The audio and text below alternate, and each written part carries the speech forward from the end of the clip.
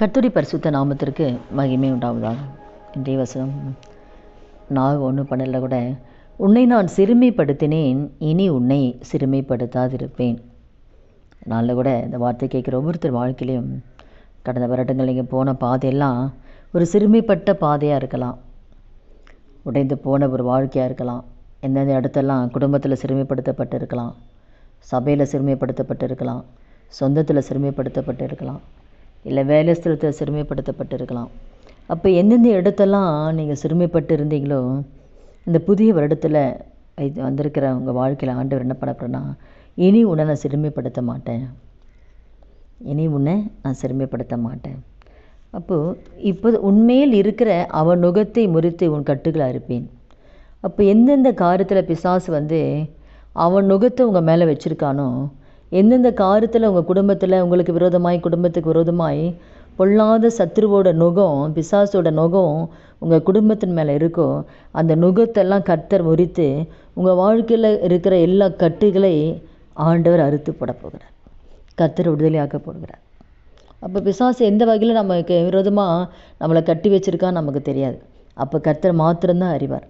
ஆனால் ஆண்டவர் என்ன சொல்கிறாருன்னா, உங்கள் மேலே இருக்கிற அவனுடைய நுகத்தை கர்த்தர் முறிக்க போகிறார்.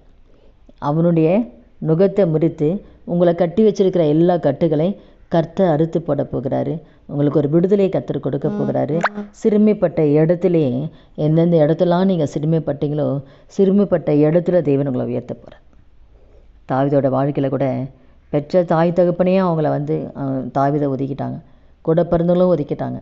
அங்கே ஒரு சிறுமைப்படுத்தப்பட்ட நல்லதான் தாவீதுக்கு.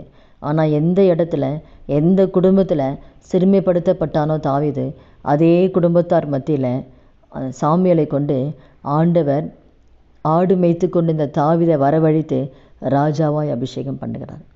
அதுதான் தேவன் செய்கிறது. அதனால் நம்ம சிறுமைப்படுத்தப்பட்டாவே கர்த்தர் உயர்த்த போகிறாருன்னு அர்த்தம்.